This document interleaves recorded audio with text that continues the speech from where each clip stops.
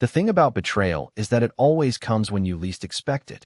We like to think we're prepared, but we're never ready for it. Not in the way it happens. I had always prided myself on being a calm person, level-headed, not easily shaken by the storms life sometimes throws at us. But that evening, I found myself standing in a room full of people, feeling like the ground had been pulled out from under me. It all started with a simple dinner invitation. Nothing out of the ordinary. In fact, if I'm being honest, I was looking forward to it. Olivia's family, as much as they could be a bit overbearing at times, wasn't bad people. They were just intense. I could never quite shake the feeling they didn't think I was enough for her, but that was fine. I had convinced myself it was a minor issue, just the usual family expectations. It wasn't until that night that I truly realized how wrong I was. As I got ready, I could feel the weight of what was to come. I had been with Olivia for over 2 years, and everything had been okay. She was a lovely person in many ways, but I had always noticed the small things, her impatience when we didn't agree, her disregard for my feelings when it came to family matters. It wasn't always perfect, but it was something I could live with until that moment. Olivia's family had this tradition of hosting what they called family appreciation dinners. At first, I thought it was an event for everyone to bond, share stories, and celebrate their successes, but as I got more involved, I realized it was less about love and more about status, who had achieved what and who was falling behind. I knew this dinner would be different. Olivia had been acting off for the past few days, distant, cold even. She had started to make subtle remarks about me, in front of her family, comments I had brushed off as nothing more than jokes. But deep down, I knew they weren't. That night, I arrived at their house, prepared for what felt like another round of judgment. I told myself it wasn't a big deal, that I'd just smile through it like I always did. But as soon as I walked into the dining room, I could tell something was wrong. Olivia was already sitting down at the head of the table, her parents and older brother beside her. She didn't look at me the way she normally did. There was no warmth in her eyes, just this cold, calculating gaze. I tried to ignore it, but the tension was thick in the air. Dinner began with the usual pleasantries, but it was all so forced. I could feel myself getting smaller and smaller in that room, like every word I spoke was met with some quiet judgment I couldn't hear but could feel deep in my chest. And then came the moment. Olivia's father, Andrew, was always the type to bring up my career in front of everyone. He was successful, worked in finance, made a lot of money, always had the best stories to tell about business meetings and overseas deals. And I was a writer. Not exactly the high-status career he probably envisioned for his daughter. I had always tolerated his little remarks, his patronizing tone, because I loved Olivia and I wanted to fit in with her family. But this time, something about it felt different. "Alan," Andrew began, his voice dripping with fake cordiality. "Still trying to make a career out of writing? Well, at least you have the passion for it. That's something, right?" Everyone chuckled. It wasn't even funny, but they laughed anyway. I could feel my face burn, but I kept my composure. I didn't want to make a scene. I didn't want to look like the fragile one. Olivia smiled, but it wasn't the smile I loved. It was a smile that wasn't directed at me. It was like she was smiling at a joke I wasn't in on. But this time, I wasn't going to stay quiet. Not anymore. The way they looked at me, like I was some sort of joke, it stung more than it ever had before. I could see it in Olivia's eyes now, too. The look of indifference, the lack of support. This wasn't the woman I thought I knew. "Actually," I said, trying to keep my voice steady, "I'm doing well with my writing. It's not all about money, you know?" The room fell silent for a moment, but the tension only grew. Olivia shifted in her chair, clearly uncomfortable, but I wasn't about to back down. Not anymore. "Oh, Alan," Olivia said, her voice almost a whisper, but I could hear the underlying mockery. "It's cute that you think you're doing okay. But you are a little naive, aren't you?" Her words cut deeper than anything her father had said. She didn't even have the decency to disguise the disdain in her voice. I could see her family's reaction. They were nodding, almost as if they had been waiting for her to speak, waiting for her to put me in my place. At that moment, something inside me snapped. My whole life, I had put up with this. I had allowed her to make me feel small in front of her family, to let them question my worth, my career, everything about me. I had excused it as just how things were, as though it didn't matter. But it did matter. I mattered, and I wasn't going to take it anymore. I stood up, and the entire room went quiet. Olivia's face turned from smug to confused, then to something I couldn't quite read. Fear, maybe? Olivia, I said, my voice cutting through the silence. I don't know when you stopped seeing me as your partner and started seeing me as a joke. But I'm done. I'm done with your family treating me like I'm less than, and I'm done with you acting like it's okay. Her eyes widened, and for the first time, I saw something that resembled remorse, maybe even guilt. But it was too late. You humiliated me. I continued, my chest tight with emotion. In front of people who don't care about me, and you didn't say a word. You didn't defend me. You let them laugh at me. And I won't marry someone who doesn't have my back. The room was dead silent. Olivia opened her mouth, probably to say something, but I didn't give her the chance. I'm leaving, and I'm calling off the engagement. You can tell your family whatever you want, but I won't be part of this charade anymore. Goodbye, Olivia. I turned and walked out, leaving her standing there in shock, her family's faces a mixture of confusion and disbelief. But as I stepped out of that door, something incredible happened. I felt lighter, like I had just taken off a heavy coat I'd been wearing for years. This wasn't how I had imagined my life turning out, but in that moment, I knew it was the right decision. And as I walked away, I realized something. Sometimes, standing up for yourself isn't about yelling or getting angry. Sometimes, it's about walking away from people who have no respect for you. And I didn't look back. It's strange, how fast everything can change. One moment, you're sitting at the dinner table, trying to ignore the jabs that have become so familiar. And the next, you're walking out the door, knowing that you've just done something irreversible. It wasn't like I had planned it, and it certainly wasn't something I had imagined I would do. But after Olivia's words, something in me just broke. When I stepped out of that room, I didn't feel victorious or like I had won some moral high ground. I didn't feel like the hero of the story. Instead, I felt empty. There I was, outside in the cool night air, and the only thing I could think of was how I was never going to be able to look at Olivia the same way again. I spent the next few hours pacing around, unsure of what to do next. I thought about calling her, begging her to understand, but I knew deep down it wouldn't change anything. Olivia had made her choice.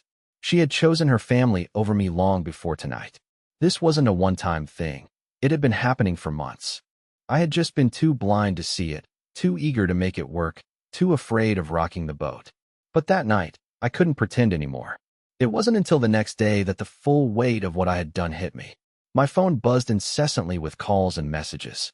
Olivia was calling. Her parents were calling. Her brother even sent me a text asking if I was okay. They were all acting like nothing had happened. Like they weren't the ones who had made me feel invisible, insignificant, and downright humiliated. I had expected Olivia to be devastated, to try and make things right. Instead, her texts were cold, almost businesslike. "We need to talk," she wrote. "Can we please have a serious conversation?" It didn't take a genius to figure out that she wasn't asking to apologize. She was asking for damage control. She wanted me to come back, to pretend that everything was fine again so they could save face. But the more I thought about it, the more I realized I wasn't going to be the person who walked back into that trap. I knew the next step was inevitable. I had to break it off for good. I wasn't going to let myself be manipulated into a future with someone who had no respect for me, someone who couldn't even see me as her equal. But the hardest part? It wasn't just Olivia. It was her family. For 2 years, I had tried so hard to win them over. I had made so many compromises, swallowed so many insults. And yet, none of it mattered. The second I spoke out for myself, they turned on me, just like Olivia did. I couldn't help but think back to all the times I had tried to impress them, to make them see me as good enough for their daughter. I spent hours listening to Andrew talk about his latest stock market conquests, nodding along even though I had no idea what he was talking about. I smiled when Diane would make little comments about my humble background, always masking her judgments with fake sweetness. And don't get me started on Jared, Olivia's older brother, who would always throw in little sarcastic remarks about my career. It was exhausting, but I kept going because I loved Olivia. Or at least, I thought I did. As I sat there in my apartment, my phone buzzing constantly, I knew I had to take control of this situation. Olivia wasn't going to get away with pretending like everything was normal. I wasn't going to let her gaslight me into thinking I was the one who was wrong. I wasn't going to let her, or her family, dictate my life anymore. So, I did something I never thought I would do. I sent a text. A simple one, but one that made everything real. I'm done, Olivia. I won't marry you. Don't bother trying to change my mind. It wasn't a dramatic speech. I didn't go on about how she had hurt me or how much I had sacrificed for her family. I didn't need to. The truth was simple. I had given everything, and they had given me nothing in return but judgment. I thought about calling her, but honestly, what was the point? I knew what she would say. I knew she would beg, cry, try to make me feel guilty. But I had already made up my mind. I wasn't going to be her pawn anymore. And with that text, the last thread of our relationship was severed. It didn't take long for the fallout to begin. The phone calls, the messages, Olivia's attempts to get through to me were relentless. But I didn't answer. I couldn't. What was I supposed to say? Oh, sorry, I overreacted. Let's pretend that night never happened. No. The truth was too glaringly obvious now. I wasn't just walking away from Olivia. I was walking away from the whole image of the life I thought I wanted. A few hours after I sent the text, Olivia left me a voice message. Her tone was quiet, almost pleading, and it made something inside me twist. She said, "We need to talk, Alan. You can't just walk away from everything like this." I could hear the frustration, the confusion in her voice. But I wasn't confused. I was angry. More than that, I felt betrayed. And in that moment, I realized that I didn't owe her an explanation. Not anymore. The day passed in a blur. I kept my phone on silent and tried to distract myself. I walked around the city, aimlessly. The sun was setting, but I didn't feel the warmth of it. There was no comfort in it, just a cold emptiness that I had learned to live with. I spent so much time trying to please people who never cared about me that I had lost track of who I really was. Later that evening, the texts from her family started flooding in. I glanced at a few, but I didn't bother reading them all. Diane's message stood out. "Alan, you've hurt Olivia. Don't make decisions out of anger. This is a serious commitment." I stared at the screen for a long time. The audacity. They thought this was about a moment of anger? No, this was about everything. All the times I had been dismissed, all the comments they had made behind my back, and how Olivia had always stayed silent. It wasn't just one conversation. It was the buildup of every little moment where I was treated like I didn't matter. And yet, as I sat there, part of me still wondered if I had done the right thing. I had given so much of myself to this relationship. The idea of walking away felt impossible, but staying? That felt even worse. I had to face the reality. There was no future for us. Not like this. But even knowing this, I couldn't stop the small voice in my head that kept asking, "What if you're making a mistake?" That doubt, that hesitation, it lingered long after I put the phone down. The next morning, Olivia showed up at my apartment unannounced. She looked the same as always, well put together, her hair perfectly styled, but there was something different. Her eyes were red, her face pale. She'd been crying, and seeing her like that made my stomach twist. "Alan, please," she started, her voice hoarse. "I don't know what happened last night. I don't know how we got here, but we need to talk. I'm so sorry for everything. I never meant for you to feel this way." I stood there, silent. I wanted to say something, but I couldn't. How could I? The words were stuck in my throat, and the moment I spoke, I knew I'd let her back in. But I couldn't do that. Not after everything. "I don't think you get it," I finally said, my voice low. "It's not just about one argument or one dinner. It's about everything. I've been feeling like this for months, Olivia. Maybe even longer. Every time you let your family put me down, every time I had to watch you laugh at me behind my back. It wore me down. I've been telling myself it would get better, but it never did." She looked at me, her face crumpling. I could see her struggling to hold it together, but it was too late. It had always been too late. She had made her choices long before this moment. "I didn't know. I never saw it that way," she whispered, her voice barely above a breath. But it didn't matter. I could feel my heart harden. "You didn't know? You didn't see how they treated me? Olivia, you didn't even try to defend me when your father mocked my career, when your brother belittled me. You let them do it, and worse, you laughed along with them." Her eyes filled with tears, but I stood firm. I wasn't going to let her manipulate me into feeling guilty. This was my decision, and it was the right one. "I can't do this anymore," I said quietly, walking toward the door. "You didn't just hurt me that night. You've been hurting me for months," and I stayed. "But no more. I'm done." With that, I opened the door and walked out, leaving her standing in my apartment, her eyes filled with a mix of disbelief and sorrow. And as I stepped into the elevator, I felt the weight of my decision sink in. It wasn't just about ending a relationship. It was about reclaiming the respect I had lost. I was finally free, but there was still one thing left to do. I had to make sure she and her family knew exactly why I was walking away. No more sugarcoating. No more pretending everything was fine. They needed to understand that I wouldn't be anyone's punching bag. And that's when I decided to send the final message. The one that would leave no room for confusion. I never imagined that leaving her would feel this heavy. The air was thick with regret, but also with a strange sense of relief. As I walked through the streets that morning, something inside me began to shift. Maybe it was the weight of finally standing up for myself. Maybe it was the realization that I had let it all go on for far too long. Whatever it was, I felt something I hadn't felt in a long time: control. But Olivia's persistence didn't stop. Later that afternoon, I received a message from her brother, Jared. Of course, it was passive-aggressive. He didn't text to apologize or express concern for me. Instead, he wanted to know if I was seriously going through with this and ruining everything. I read it twice, trying to decide whether I should respond. I didn't. The truth was, Jared was a part of the problem. He never took me seriously, and his comments over the years had always been wrapped in this friendly mockery. It was never about just him. It was about how they all treated me like I wasn't enough. The way they dismissed my career, the way they made me feel like a failure for not fitting into their polished, successful world. But no more. I wasn't playing their game anymore. As I sat in my apartment, trying to focus on something else, my phone buzzed again. This time, it was a call from Olivia. She sounded broken. "Alan, please, don't do this. Don't just walk away without trying to fix this. We can work it out. I promise." I didn't answer. I couldn't. Every part of me wanted to pick up and tell her I was sorry, that maybe we could salvage things. But then, I remembered the way she had treated me the night before, how she hadn't defended me, how she let her family tear me down without a single word of support. I stood up and paced around the room.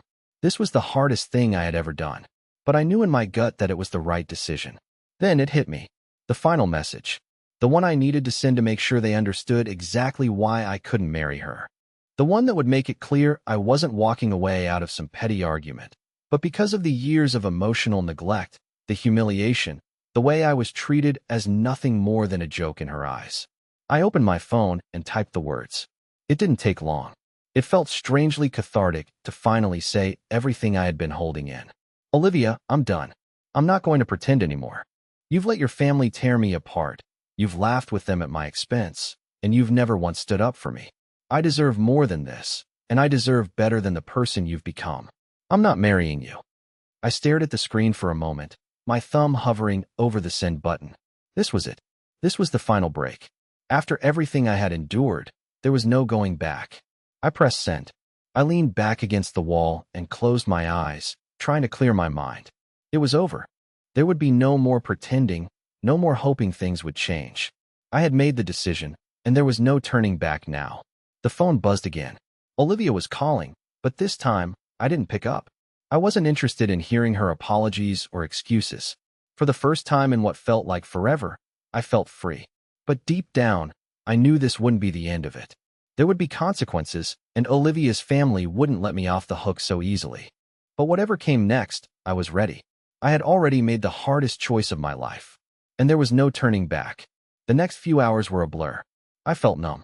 I kept replaying everything in my head, every insult, every slight, every moment I let slide.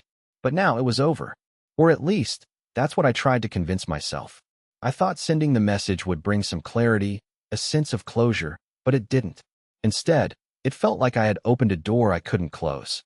The guilt crept in, slowly at first, like a shadow lurking at the corner of my mind. Was I wrong? Was I overreacting? But then, my phone buzzed again. This time, it was a message from Diane, Olivia's mother. I almost didn't want to read it. I knew exactly what it would say, something along the lines of how I was ruining their lives, how Olivia was heartbroken, how I should have been more patient. But when I opened it, the words hit me like a slap to the face. "Alan, you have no idea what you're doing. Olivia is devastated. She's been crying nonstop, and now you're just going to walk away from everything you had together? You're making a huge mistake." The message didn't just feel like an accusation. It felt like a demand, like I owed them something. I could almost hear Diane's voice in my head, calm, condescending, as if I was the one who had caused all this chaos. She didn't get it. They never did. It was never about the wedding or the engagement. It was about how I was treated, how I was never good enough for them. I felt my anger rise again. How dare they try to guilt-trip me like this? How dare they act like I was the one in the wrong? I took a deep breath, put my phone down, and walked away from it. I wasn't going to get sucked into that game again. But it wasn't over yet. The following day, I went to work, hoping to clear my head. But it didn't work. Olivia's message, Diane's guilt trip, and Jared's passive-aggressive text kept swirling in my mind. It felt like they were everywhere, like they were reaching out from every corner, trying to drag me back into their world. And in the middle of it all, I started questioning everything. Was I really the one who had messed up? Was walking away the right thing to do? I tried to push those thoughts aside and focus on my work. But then, just as I was about to finish a project, my phone buzzed again. This time, it was Olivia. "Alan, please. I don't know what you're doing, but I love you. We can fix this. Please, just come home. We can talk. We can work it out." I stared at the screen, torn. It would have been so easy to give in, to just go back and pretend everything was okay. But I knew, deep down, that nothing would change. She would apologize, things would calm down, and then her family would start in again, making me feel small and insignificant.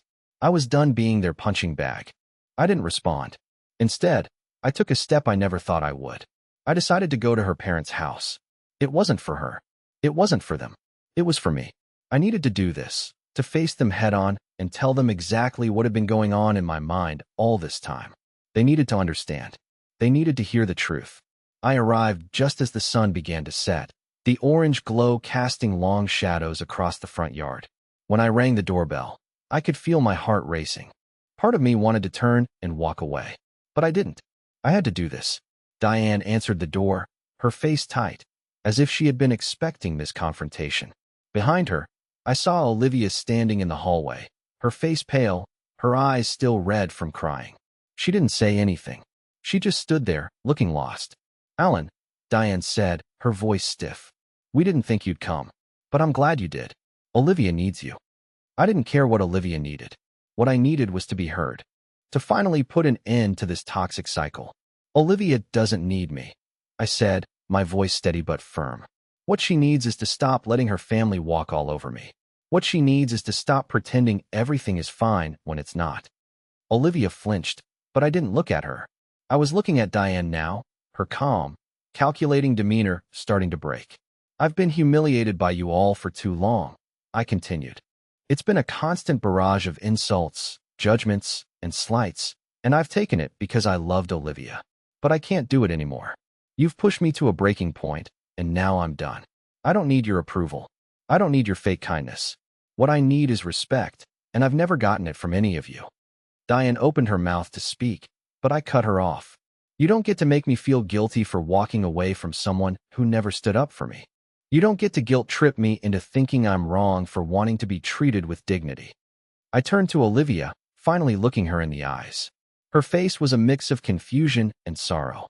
I could see it now, her realization that this wasn't just about the dinner or the argument. This was about years of built-up resentment, years of me trying to fit into a mold that wasn't mine. "I'm sorry, Olivia," I said quietly, "but I'm not coming back. I'm done pretending I'm the problem when I'm not." I turned and walked out, the sound of the door clicking shut behind me. As I stepped into the cool night air, I felt something shift in me. Maybe it was the end of one chapter or the beginning of something new. All I knew was that I had finally stood up for myself. And for the first time in a long while, I felt like I could breathe again. But I knew this wasn't the end. Not yet. The night I walked out of Olivia's parents' house, I felt a strange mixture of emptiness and relief. I had said everything I needed to say, but it didn't feel like closure. It felt like opening a wound that I wasn't sure would ever fully heal. I spent the next few hours walking, letting the night air wash over me, hoping that it would help me clear my head.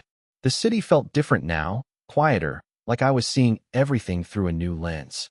But deep down, I knew this wasn't over. It couldn't be. There would be fallout. There would be consequences. Olivia would try to make me feel guilty, and her family would certainly come after me. But the truth was, I didn't care anymore. I was tired of trying to fit into a world that didn't accept me. I was tired of pretending. The next morning, my phone was flooded with messages, mostly from Olivia. She was apologizing, begging for another chance. Please, Alan. I don't know what happened. I love you, and I never meant to hurt you. Let's talk. We can fix this.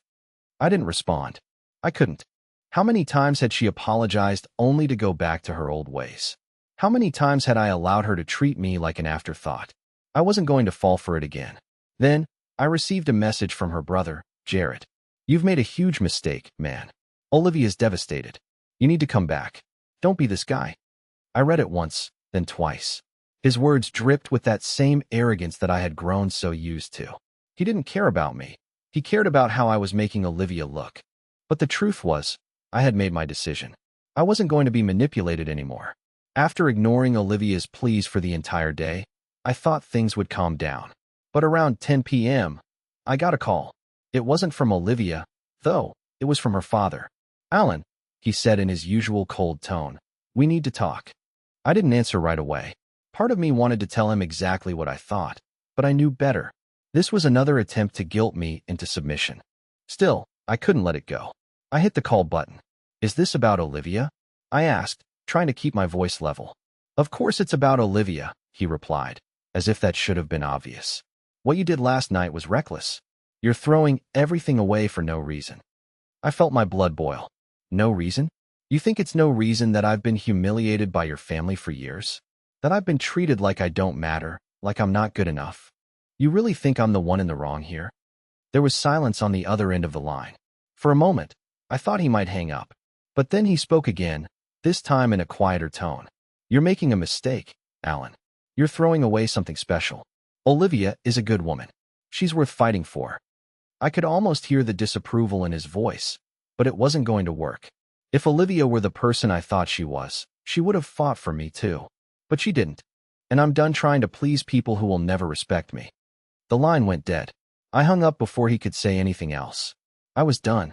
There was nothing left to say. But that wasn't the last time I'd hear from them.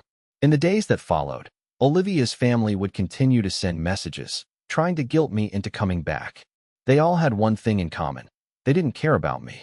They cared about how Olivia was feeling, how I was ruining everything. I realized then that walking away had been the right choice. But there was still one thing left to do. I needed to make sure they understood why I left. I needed them to see that I wasn't the villain in this story. So, I drafted a message. A final message to Olivia's family. One that would leave no room for doubt. The next day, I woke up to more texts. Olivia was relentless. It seemed like every few minutes, I received a new message, a new plea for me to come back. I love you, Alan. Please, don't throw everything away. The words started to blur together. I didn't even need to look at the screen anymore to know what she was saying. She was desperate. But it wasn't just Olivia's texts. It was the others too. Her brother, her mother. They all kept reaching out, as though I were the one who had made a mistake, as though I had betrayed them. But I wasn't fooled. It wasn't about love. It was about control. They wanted me to fall back in line, to pretend like everything was okay, so they could continue their perfect little world. They didn't care about me. They cared about maintaining the illusion. And I was done. It was quiet that morning, the silence after the storm. I walked around my apartment, the weight of what I had done sinking in. Walking away wasn't as liberating as I thought it would be. It felt like there was a hole in me, a void where everything I thought I knew about love had been. The guilt was still there, gnawing at me. Had I been too harsh? Had I been too quick to throw it all away? But then, I remembered that night. The dinner, the insults, the way Olivia had just sat there, letting her family tear me apart. It wasn't my fault. I had to remind myself of that. By noon, I had made up my mind. I wasn't going to hide from this anymore. I had already tried to be the nice guy, to just let things slide, to fit into a world that wasn't mine. Now, it was time to make sure they all understood. I opened my phone and started typing. It felt different this time, calm, precise, like I was finally seeing everything clearly. I wasn't angry anymore. I was just done. The message I sent wasn't long, but it was to the point. Olivia, I'm sorry things ended this way, but I have to be honest. It's not about the fight, the dinner, or the way we argued. It's about how I've been treated for the last 2 years. You, your family, all of you. Every time I tried to stand up for myself, every time I wanted to be heard, you shut me down. You laughed at me, judged me, and never once defended me when it mattered. I can't live like that. I can't keep pretending I'm part of your world when you never even let me be myself. I read it over once, then twice. It felt right. This wasn't a message to fix things. It wasn't meant to change anything. It was just the truth. I pressed send. As soon as I hit the button, I felt a sense of release. It was like finally breathing after holding your breath for too long. There was no turning back now. But what happened next? I wasn't prepared for. Within minutes, my phone buzzed with a new message from Olivia. This one was different. Short. Cold. You're making a huge mistake, Alan. You'll regret this. Her words hit me like a punch to the stomach. It was like all of her previous pleas, her sobbing messages, had been replaced with this harsh, emotionless declaration. This wasn't the woman I had known. This was someone else, someone who couldn't even acknowledge her role in everything that had gone wrong. I stared at the screen for a while, unable to respond. The weight of her words sat with me, but I refused to let it pull me back. This wasn't a mistake. It was the end of a long, drawn-out story, and I wasn't going to let her rewrite it. But then another message came through. This time, it was from her father. Alan, I've tried to be patient with you, but this is beyond reasonable now. Olivia is devastated. I suggest you think carefully about what you're doing before it's too late. I couldn't help but laugh bitterly. Olivia's father, the same man who had never cared to understand me, who had always looked at me like I wasn't good enough. The hypocrisy of it was suffocating. They were all trying to turn this around, to make me feel like the villain. But I had already made my choice. I wasn't going to let them twist the narrative. I didn't reply to either message. Instead, I closed my phone and walked outside. I needed to get away. I needed space to breathe without being constantly reminded of them, of her. I didn't know what was going to happen next.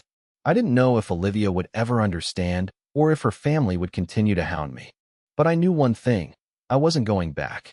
I wasn't going to be dragged back into their world of manipulation and lies. For the first time in a long time, I felt free. But I also knew that this was just the beginning. There would be more challenges ahead, more struggles. They wouldn't let go of their hold on me easily. But I was ready. It's strange how quickly things can change. Not just the way you feel, but how you see the world around you. After sending that final message, I decided to disconnect from everything. I deleted my social media, turned off my phone for a while, and started focusing on me. For the first time in what felt like forever, I was able to breathe without the constant weight of their judgments pressing down on me. I spent the next few months diving into my writing, something I had put on hold for far too long. It felt like rediscovering a part of myself I had buried under the expectations of others. I started taking care of myself, focusing on my own growth, and slowly, I began to find peace again. It wasn't easy, but it was mine. The feeling of freedom, of no longer having to answer to anyone, was a relief I hadn't realized I needed. Then, about 3 months later, I got a text. It was from an unknown number. I hesitated before opening it, expecting something from Olivia or her family. But it wasn't. Hey, Alan, this is Sarah, Olivia's sister. I know it's been a while, but I wanted to reach out and apologize for how everything went down. I've seen how much Olivia has changed, and I think she's starting to realize the mistakes she made. I just want you to know that not everyone in the family was blind to how you were treated. You didn't deserve any of it. I read the message twice, not quite believing it. Sarah, of all people, was the last person I thought would reach out. She had always been a part of the family that looked down on me, but hearing this from her made something shift. Maybe there was hope for her, after all. I didn't respond right away. It wasn't about forgiveness. It was about recognizing that there was no place for me in Olivia's world anymore. I had moved on. A few days later, I got another message. This one, however, was different. It was from a former friend of Olivia's, someone who had always stayed in the background, observing everything. She messaged me, telling me something I had never expected to hear. Alan, I know you're probably not interested in hearing from me, but I feel like you should know. Olivia, she's not the person she pretends to be. I heard her talking to her mom about how she wanted to manipulate you into thinking you needed her. She even said she'd do anything to make sure you stayed with her. She used her family as pawns. I just thought you should know the truth. It hit me like a punch to the gut. Olivia's manipulation wasn't just a one-time thing. It was who she was. I had known deep down that something wasn't right, but hearing it confirmed was a harsh reality. Still, I felt a strange sense of vindication. The mask had finally fallen. I didn't need to respond. I didn't need to reach out to Olivia. The truth had come to light, and it was clear who the real villain in this story was. But what happened next was something I hadn't anticipated. About a month later, I bumped into Olivia at a coffee shop. It was awkward, and neither of us knew what to say. She looked different. There was no smile this time, no warmth in her eyes. Just a hollow shell of the person I once knew. "Alan," she said quietly, looking down at her coffee cup. I just wanted to apologize. For everything. For how I treated you. For everything my family did. I see now how wrong I was. You were right." I didn't say anything at first. I just sat there, letting her words hang in the air. There was no anger in me anymore. It was as if I had finally let go of all the resentment that had built up over the years. "I'm sorry, too," I finally said, meeting her gaze. "I'm sorry for allowing myself to be treated like I didn't matter. I should have walked away sooner." She didn't answer. Her eyes were filled with guilt, but I could tell she was no longer the person I once loved. She had changed, but it wasn't the kind of change that I could forgive. "I wish you the best, Olivia," I said as I stood up. "But I'm done with this chapter of my life." I walked out of that coffee shop with a sense of finality. That was it. I had said my piece. And for the first time, I didn't feel the need to look back. What happened to Olivia and her family after that? Well, things didn't exactly go as smoothly for them. Word got out about Olivia's manipulative behavior, and slowly but surely, people began to distance themselves from her. Her family, for all their money and status, couldn't buy back the respect they had lost. Her brother, Jared, still tried to reach out to me on occasion, but the connection was gone. And Olivia? She spent the next year trying to salvage her reputation, but she couldn't escape the truth of what she had done. As for me, life continued. I moved forward. I built my career, found new friendships, and most importantly, I found peace. The hurt was still there, buried deep, but it no longer controlled me. In the end, I realized that sometimes walking away is the bravest thing you can do. The real victory wasn't in getting revenge or getting an apology. It was in finding my own strength and learning to walk away from what no longer served me. And for the first time in a long time, I felt truly free.